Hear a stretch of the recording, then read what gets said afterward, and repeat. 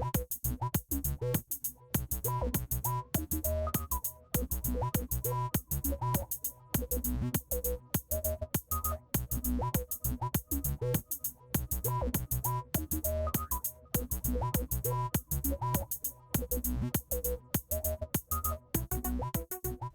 and welcome to episode 82 of the Book Wars Pod. I am Kate, and I'm here with Chris and Kristen, who is only mostly dead. I'm alive. Kind of. Ish. By the time this comes out, you might be alive. Yes. Yes. And we are discussing Aftermath, Empire's End by Chuck Wendig, chapters 11 through the interlude on Coruscant, which is right before chapter 21. 21, you got it. Cool. So this is coming out a little late because Keeks had the plague. Yeah, I literally forgot there was a week in between when we recorded last and now. So that is kind of why I was like, what do you mean? We're right on schedule. No, we're not. You are just delirious and your brain has been cooked. So that's fine. You poor thing. Yeah, fine. I'm glad to be talking to you though. I know, it's great to be talking to you guys since I didn't really get to interact with humans all week. I know. Oh no, you poor thing. It's all good. Before we get into what we're drinking, we just want to say, as many of you all know, Chris and I are going to be at Star Wars Celebration. Kristen is somewhere floating around in Mars, Mars. But there's like a 0.00001% chance you'll be there. We'll see how it goes. Anyway, we'll be around. I will be a panelist on the Star Wars Art Matters panel, which is happening on Sunday. Check your celebration schedule, which just dropped yesterday as we're recording. But we are also going to, a couple of the informal events during the evening. We haven't finalized exactly which ones for the most part, just because they're still kind of in the planning stages. But we will definitely be at Coffee at Kenobi's podcast meetup, along with some other pod people. And that's happening on Saturday, April 13th. At the Arc Bar at the Hyatt Regency at McCormick Place. So right basically at the convention center that evening at 7:30. So if you want to come and watch me get drunk live and in person, please stop by. We are very friendly, and we have pins. Just get her like one gin and tonic. Accurate. Just see what happens. Are we operating under the assumption that she's not going to be several gin and tonics in by the time people show up? Don't be a dick. I wasn't, but I was just saying buy mom drinks. Aww. Because I'm a good daughter. I think I've been to the bar at that hotel because I was in Chicago a few years ago for a work conference, being a real person, and I'm pretty sure I had to go get a drink with them at the bar, and I was just like, I can't hold my alcohol, but I gotta be professional. Is it schwanky? I don't remember. It's a Hyatt. It probably is. It's prob fine. It's at a con, so. Yeah, exactly. So we'll be there. If you have the time, come say hi. We have pins. I will gently lob them at you. I have very bad aim, so I hope you can catch. Can confirm. Hey, I nailed you yesterday with a pad of Post-its. Yeah, I know, and without meaning to. Hence your aim being bad. Kristen, what are you drinking? I have, Freem, who I've had on the pod before, from Hood River, Oregon.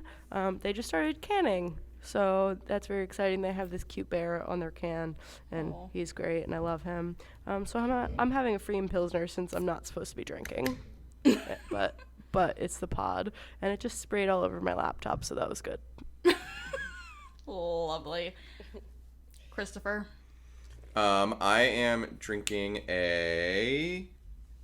Hang on. Can you read? Center of the Universe Brewing Company from Ashland, Virginia.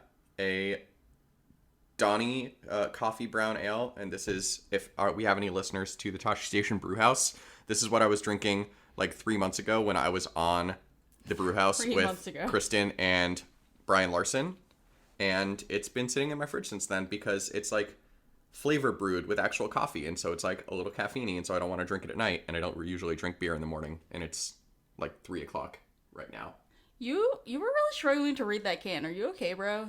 No, I just couldn't find the brewing company name. Seems fake, but okay. Okay.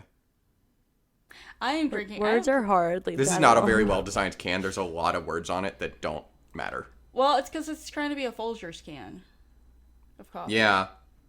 Which is also a choice. Wait, I want you to take a picture of that and send it to me. Yeah, I'll take a picture. I'll put it on the pod. We can do Thank that. you. I Yeah, think or Hey, you turn can do yours that. around so I That's can take a picture of that too. a normal thing. That's a normal thing. I've got a plethora of fluids. So I started making kombucha again, so that's happening. Yeah. Yay. And then Chris is taking a picture of my beer for the gram, so I cannot read the can. It is, however, It is. Sorry, do you want me to read it? it is I know it's a sour. It is. Yeah. I'm done. I'm done with the picture. You Okay. It is called Low Hanging Fruit from 3 Stars Brewing Company, which is local to us. It's up in Maryland and woman owned and operated, correct? Is that the one? I have no idea. No, it's not. Just That's kidding. Denizens. Well, shit. But they're good anyway. I actually they're actually love great. their beer. I'm really gonna miss them when we leave. Anyway, it's a sour ale with pomegranate flavors, and for whatever reason, it just straight up tastes like wheat. It just tastes like wheat. But I'm It's a down very with it. weedy sour. It is. It is. And It's a wheat eat ale. yes. And at some point, I am going to get the blackberry black tea from Stash Teas that I boiled because I'm just thirsty, I guess. I don't know. Stash, local Portland company. Correct. We're gonna be. Oh, you guys are gonna love it when we move. We're gonna be like 6 blocks from the Stash store. Nice. Love Oh it. shit! I'm gonna go ape shit in there when I visit Yeah, you.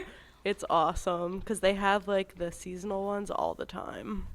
Oh my god, that It's sounds like special. heaven. We're gonna Yeah, be. it's actually great. They're so nice in there. Oh, that's so nice. We're gonna be all up in our social seasoning like bullshit. Because, we did not make this pod official. Chris and I, at the end of June, will be moving to Boulder, Colorado.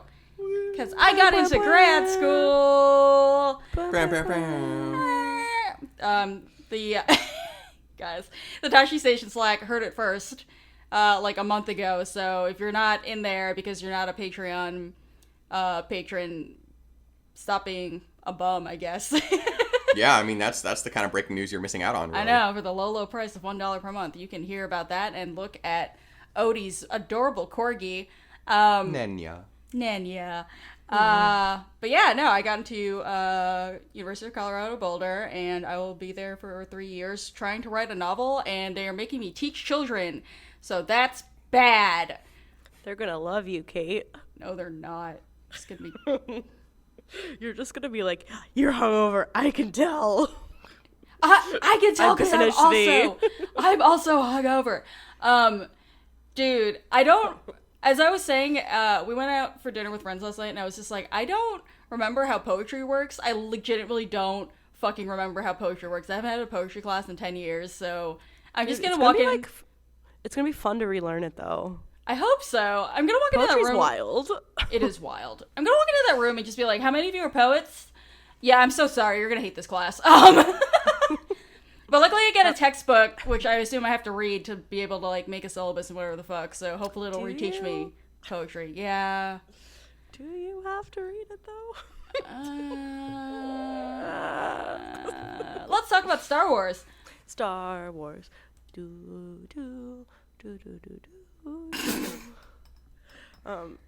Yes, Star Wars.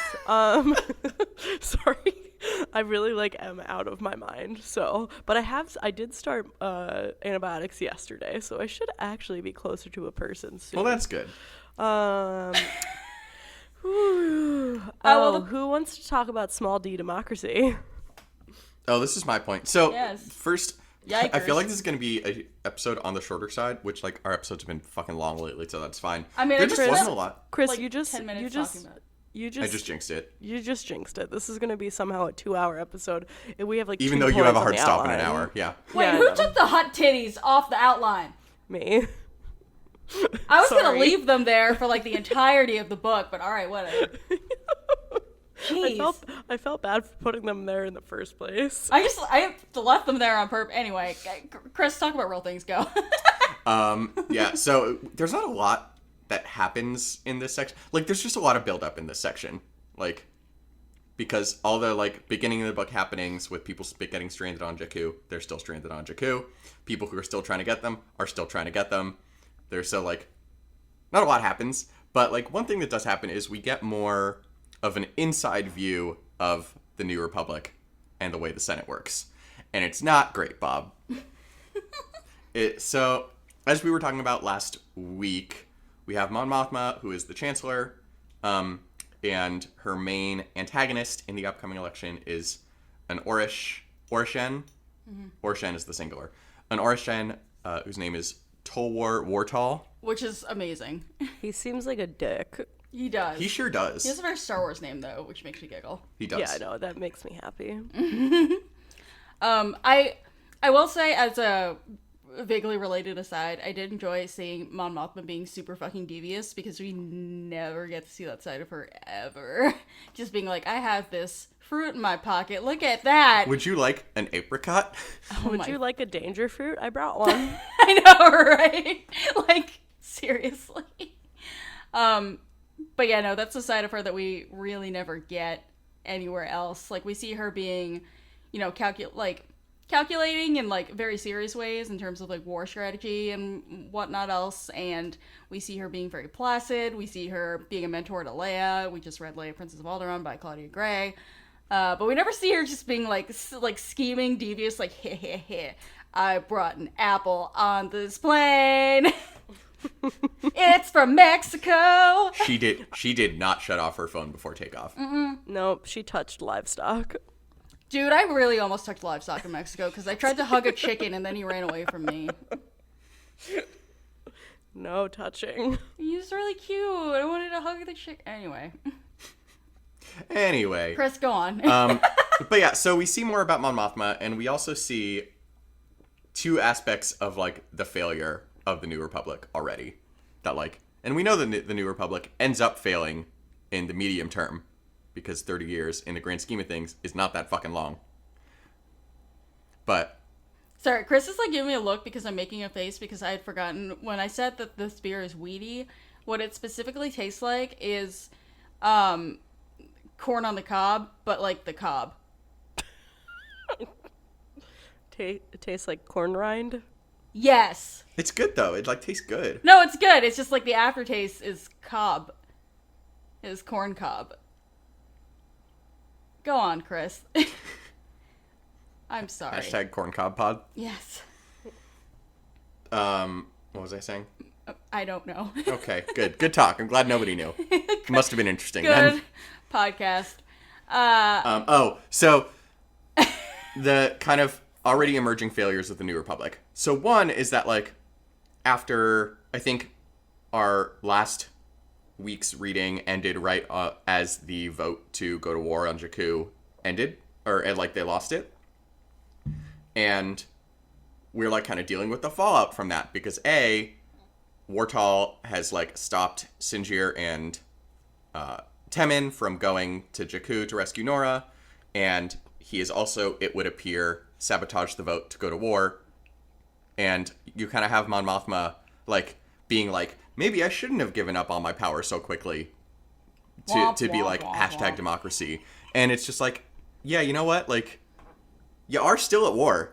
Like, there's been no point in the last year when you were not at war with a still very dangerous enemy. I was about to say, it's very opposite of Abraham Lincoln being like, bitch, I do what I want during the Civil War. Yeah. Because, good God.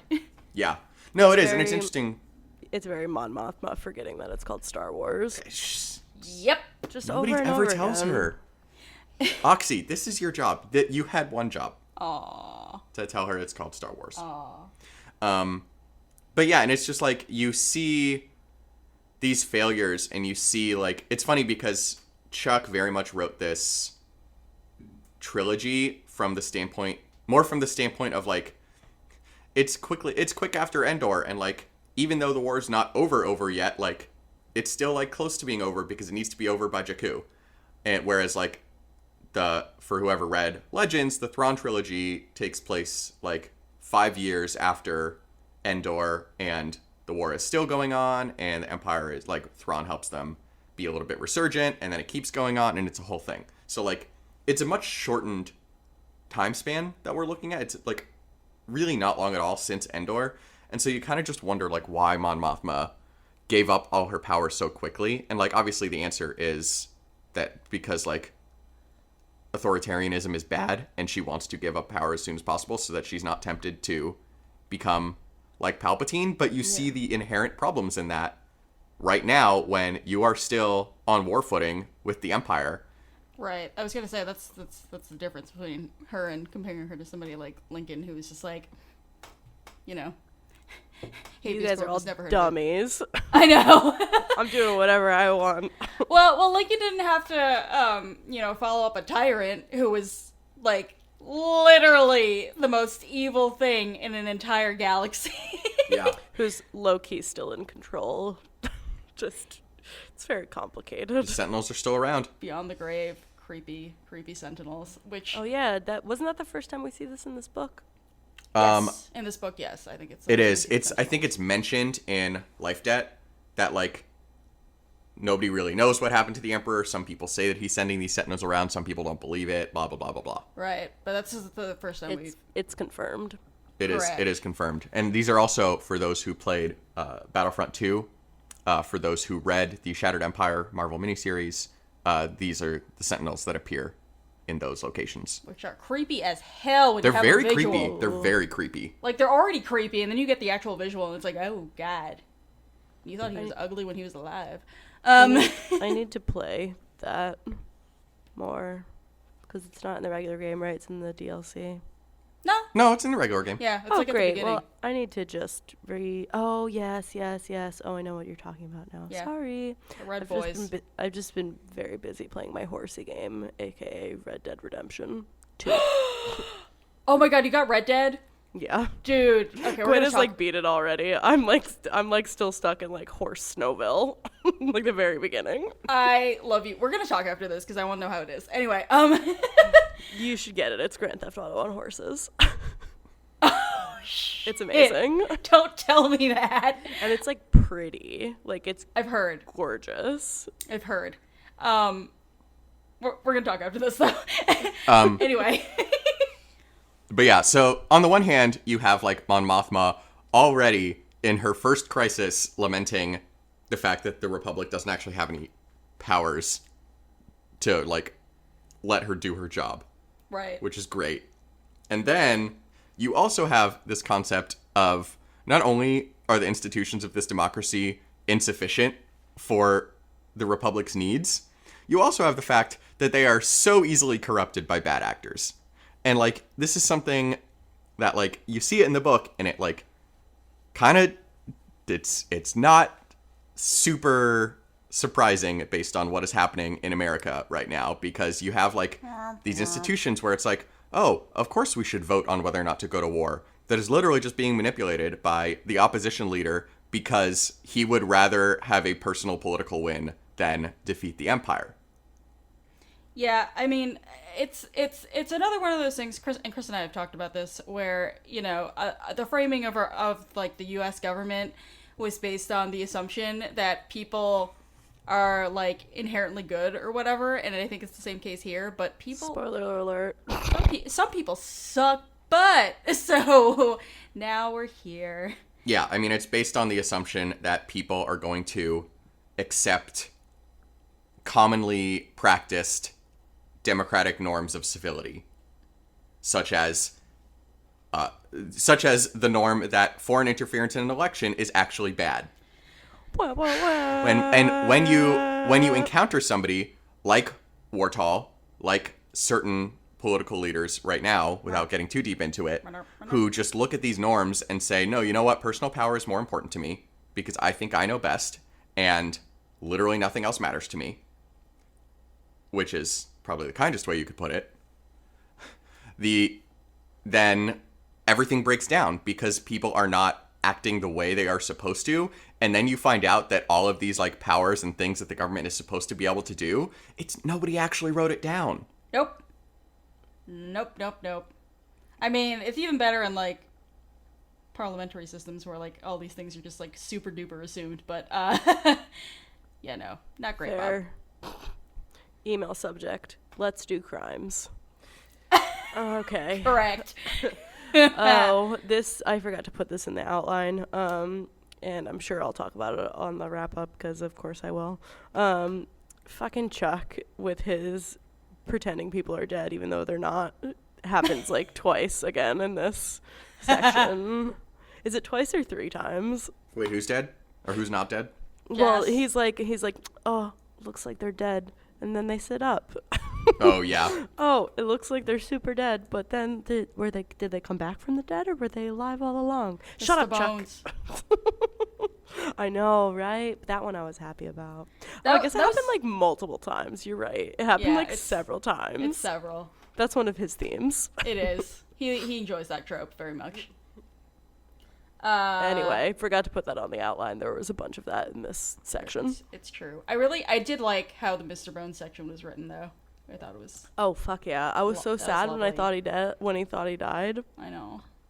I was like, But not my murder, baby. I know. But the This is Mr. Bones repetition, though, is super duper good. Mm-hmm. Shall we move on now that we're thoroughly depressed? Yay! Let's talk about PTSD, which is not depressing. Right. Should we talk about that first, or should I talk about Jess first? Either one. Oh, I can't read. Sorry. Let's talk about Jess first, just because it's first on the outline. I can't read. I can't put things in order. I'm It's having some trouble. It's fine. You're sick. We'll call it that. That'll be your excuse for this week that you can't read. TM. Oh my god. So we do get one very character development thing in this section, which is related to Jess. And first effects, I love so much that we get Embo in here because he is such I feel like an enigmatic bounty hunter, and it's mostly because no one bothers to learn anything about him, I feel like, because they're just like, this guy doesn't speak English, I don't care. Can you explain who he is? Do you Some remember? of us. Yes. Do you remember the bounty hunter from Clone Wars who, like, he threw his hat at people? Yes. It's that guy. Oh. Yeah. LOL. Yeah. And he, like, never talked? Yeah. Anyway. I thought he was just like a play on who's the Bond villain who throws hat? Someone help me. I don't know. I don't know. I there's can't a- help you here. There's a Bond villain that throws a hat. I mean, I'm sure he is also that. Yeah, I'm like, who throws a hat? Yeah. Anyway. It's that guy. I really, really love that Embo is in here, and that, you know, because nobody really gets to know him except for Jess, because she's like, I'm gonna teach myself his language because he seems lonely, but also a nice man with a good doggy. Which is, like, adorable, imagining little Jess doing that, because, like, I mean, her Aunt Sugi, who we also see in the Clone Wars, who runs with this gang of bounty hunters who kind of take jobs that also happen to pay them to promote some kind of greater good. You know, Jess was raised by her, and she saw how much Sugi was kind of hurt by the fact that she was very particular about taking jobs. Like, that's not where the money was. She, like, died in horrible, horrible debt. The debt became Jess's. She's very bitter about this. She's just like, what if I never care about anything or anyone, and I just, like, do murder and get money? And slowly, of course, throughout the book, she's realizing, oh, I actually do care about people, especially these people. And, you know, Embo's this interesting throwback to her past where she was kind of learning to be that hardened person, but her heart was still kind of open, you know? Like, that childhood friendship is what saved her life right here. If she hadn't had that, then she would have been shot in the face. Because Embo's sneaky. Yeah. To me, it was just interesting because you have kind of looking at the larger bounty hunter scenario, like remembering back to the first Aftermath book, you had that interlude with Mercurial Swift and Dengar, where like Dengar's like, we need a bounty hunters union. And Mercurial Swift being like, nah, brah, I work alone. We need a union in such a mood, but go on. Oh, I almost reactivated my Twitter this week just to tweet about shit. Oh my gosh. But I didn't. No.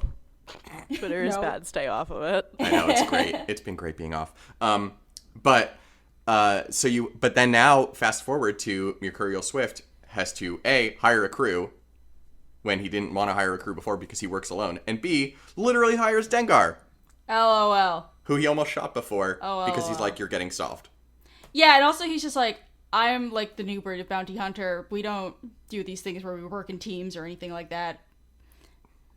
Yeah, you're the new breed of bounty hunter who sucks. I know, right? Jesus.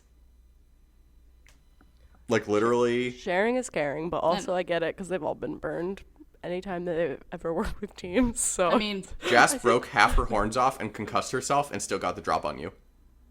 yep. I don't know what else to say about that. Jess is a bad bitch. I love Jas her. is like the baddest bitch, man. I love her so much. Yeah, no, like, I mean, Star Wars is always about found family. This book especially so. And yeah, it's Jazz's love for her found family that like makes her stronger, and she's finally like really, really taking that to heart. I feel like. Yeah, and so is her non-boyfriend boyfriend. Just pickling in his own filth. Eye juices. Yep. Guys, oh, Pickling in Jesus. his own filth, and then Sinjir's just like, let me lightly waterboard you. Your girlfriend, Yes! your girlfriend's in trouble. Well, why didn't you fucking say so? Okay, I did say so. I know. I just want to say I was laughing out loud, even though it's not funny to waterboard someone, obviously. But I was kind of laughing at Sinjir being like, well, I tried this and this and this and this, and you wouldn't wake the fuck up, so I waterboarded you. And Jom is like Chris in that they both sleep like the dead, and I've literally recorded video of me trying to wake Chris up and sent it to him just so he could see all the lengths I go to wake this man up. I have given you a wet willy in your sleep before, and you have not moved an inch. Yeah, that's rude. I need you to wake up. That's rude. Next time, I'm just gonna let you, like, when you fall asleep on the couch, just leave you there. I mean, yeah. Yo, Your couch back's gonna sleep hurt. is sometimes nice. It's true, but your back is gonna hurt, and pork chop is gonna be the loudest. I mean, will I even wake up? He's a noisy night boy. He is. Well, since we're talking about Jom anyway, shall we talk about PTSD? Yeah, I think that was really all we had on that point. Yeah, I just wanted to point out. I just like that. Yeah. It's a very nice character arc. It's very satisfying. But also she's still a bad bitch. So, anyway. So we talk a lot in Star Wars about trauma. Surprise. New phone who dis. Right. And of course, because we know, unlike Mon Mothma, that it's called Star Wars, we have war veterans who are having a bad time as a result of, their horrible, horrible experiences. And we get many, many models throughout Star Wars of, PTSD-like symptoms and coping or super duper not coping. And we've got 3 really good ones right here. I think, so I wanted to talk about Nora, Jom, and Sinjir just because I feel like the way that they deal with their trauma is different. And I think we've talked about that before, but also I think it's interesting because they seem to be at different points of their healing. Or not healing. Or non-healing, as the Yes. case may be. Yes. You want to kick us off, Chris? Oh, You not sure. have Points. I am happy to kick us off. He says, I'm a white man. I will make something up. Right? No, but I mean, obviously we talked a lot about Nora last episode and how somewhat frustrated some of us were with her character development, but going off of the basis of she's just straight crazy because of her trauma, which is, I think, what we are intended to think at this point. Like her PTSD is pretty obvious because she's just not thinking rationally. Like when she leaves the Moth, they're on the Moth, right? She's just not thinking rationally when they leave the Moth. She's like very despairing, obviously, when they're on Jakku, and being like, why did I do that? Why did you do that, Nora? Why did you? Right? But also not willing to leave. like, because like she and Jas are like, we have a ship, we could go at any time, like, and they're choosing not to, Right.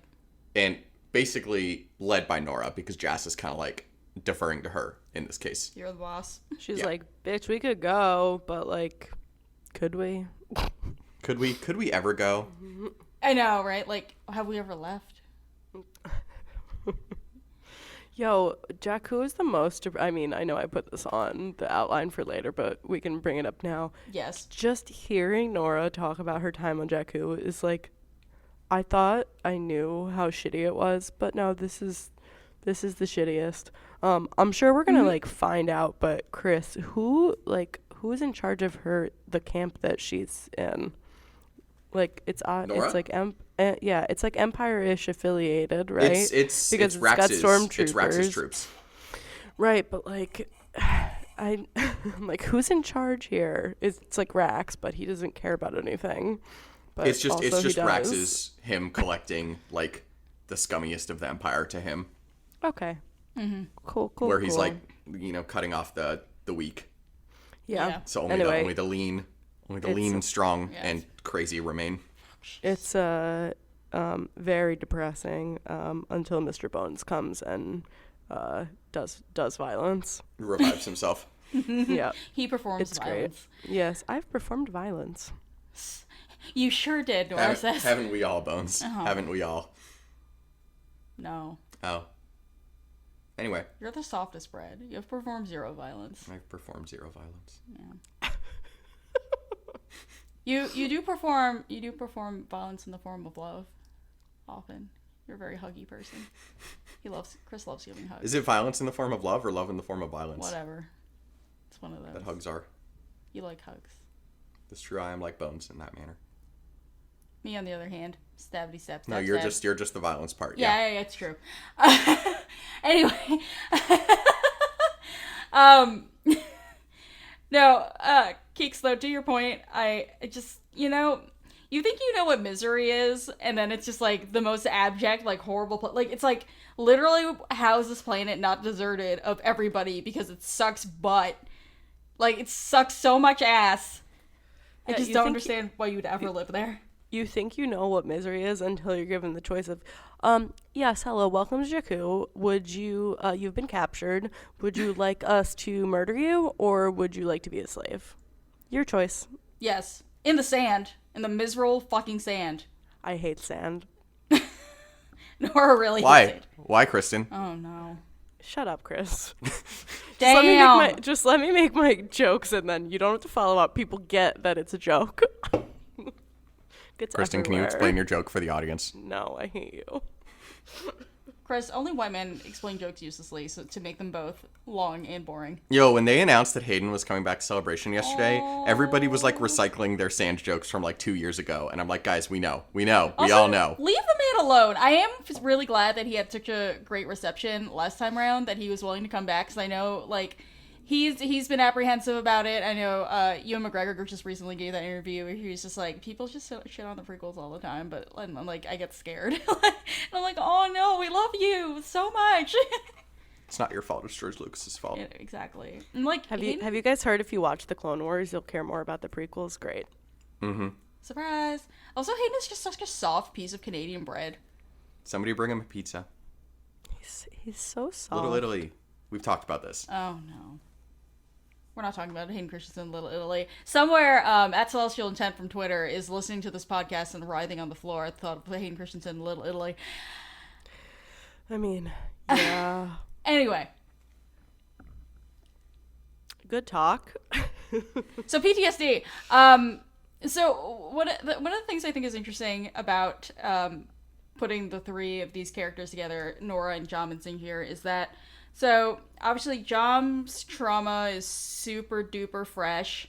Literally just got his eye fucking stabbed out during torture time on Kashyyyk last book. And I feel like he's like, and this isn't like a denigration of him or the writing or anything, but I feel like he's doing a very stereotypical, discharged veteran thing where he's working security because all he knows how to do is like, be a tough guy and, just being miserable and not doing a whole lot. Getting drunk and having nightmares. Yep, exactly that. Then there's Singjir, who kind of interacts with him, where Singjir is kind of, I feel like, especially in this book, kind of on an upswing, where, you know, he's kind of he's coming to peace, really, with, like, who he is and what he did and what he's good at, with all the lovely, lovely torture he has committed. And, you know, he's not with Condor yet, but he's just kind of like, oh, the feels, I still have them. Let's, you know, I feel like this is, I mean, not to spoil anything, but, like, I mean, if you've also been reading in the same order as us, we know they end up together because Last Shot, they are mentioned as being together. But anyway, like, Singjir loves dick. Singjir does love dick. Loves Condor's dick. I am very happy that he is in a place in his recovery where he can continue to love dick. Same. Definitely. Absolutely. And, you know, he's coming to terms with the fact that he loves Condor's dick and is, like, would like to probably wind up with that, and, like, is kind of revisiting, you know, he broke up with Condor because he's like, Condor deserves somebody better than I am, but also, like, I'm just me. Maybe I'm not, like, good or bad or anything. And then you have Nora, who's kind of, I feel like, in between the two, where she's just kind of trapped and she can't get out aware. Like, she's always, like, in survival mode, as she has been in the past, and she just never leaves that space. What were the 3 words that Jess says? I found Sloan? Yeah. Yeah, I think so. Or was it 4 words? I found Ray Sloan. It was just I found Sloan, right? Yeah, I think so. Okay, yeah. That's basically where Nora is at right now. Yes. Where she has been and where she will be. Yes, yes. Is the fact that she gets so hyped when Jess is like, I found Sloan. And she's like, I know. Gasp. And meanwhile, Temen's at home like, cool. Temen's at home being angsty. Guess I'll be He's 17. at home hating his nickname. Correct. I do enjoy the part where Singer's like, it wasn't Temen. Temen's not the one who told the guard. Even though he's betrayed us before and is pretty stupid. And okay, it probably wasn't Temen. Singer's the best fucking uncle. I love it so much. Agree. Yes. So anyway, if you're doing a book on, you know, like war heroes and wartime and all this other stuff, like obviously, like, we've talked many times before about how, you know, the aftermath of traumatic experiences is kind of better explored in the non-screen media, but it's just nice to have this, like, diverse array of, like, experiences and, like, ways of feeling better or not in one place. And gay shit. And gay shit. Yep. Fucking love gay shit. TM. Mm-hmm. St. Wrath Bayless. Sorry, I know that was not the Disaster point Game. of this. I know this was not. That was not the point Trauma of and this. gay shit pod. I mean, it kind of is trauma and gay shit pod. It's not wrong. I just... How many queers are on this pod? I would workshop that and say gay shit and trauma pod, just because it sounds better. I appreciate your feedback. I'm sitting with your feedback and I'm hearing it and I appreciate it, Kristen. Chris, can you explain what happened in chapter 20 to Kristen? Yeah, if you remind me what chapter 20 was. The last one. Chapter Before 20 was the Coruscant. last one before Coruscant. And I think, like, I'm sure we're going to figure out who all the players are and everything. Oh, the but- spying. Oh, yeah, I it's all don't the remember. Ugh. You Well, what? I don't remember. I'm sure it ends up being important. I just wanted to talk through it because I was listening to the audiobook because my eyes hurt and I'm such a baby. And I was like, everybody goes like quiet on the comms and like everybody's fucking everybody else up. I assume it's just like the build up to who's the guy running against Mama? Tolwer Wartall. Oh, I will never remember his name. Okay, so... I wouldn't remember his name if it was like Jim, but just to be clear. Okay. Jim. Well, it just sounds I hate like you.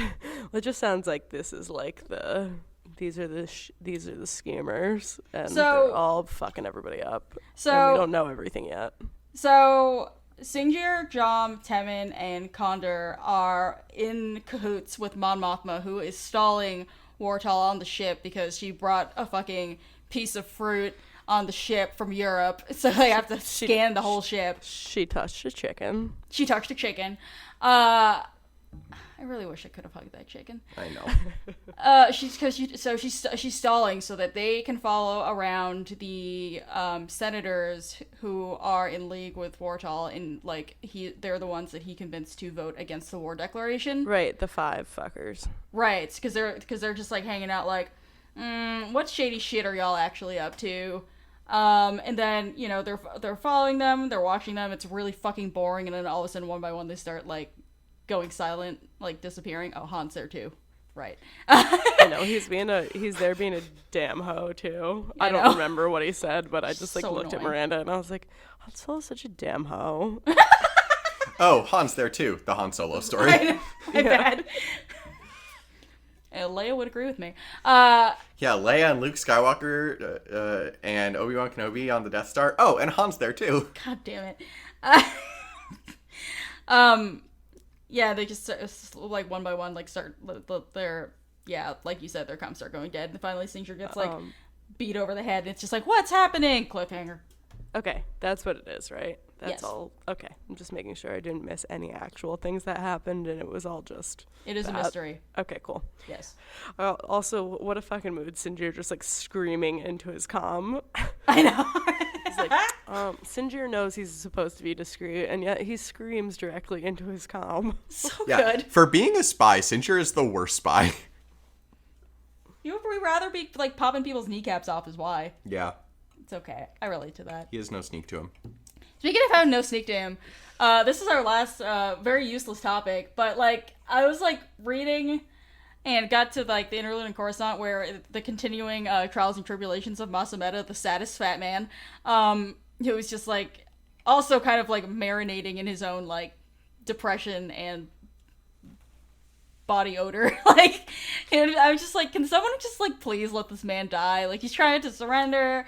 They said no. He's like, can I jump off this balcony? And his guards are like, no.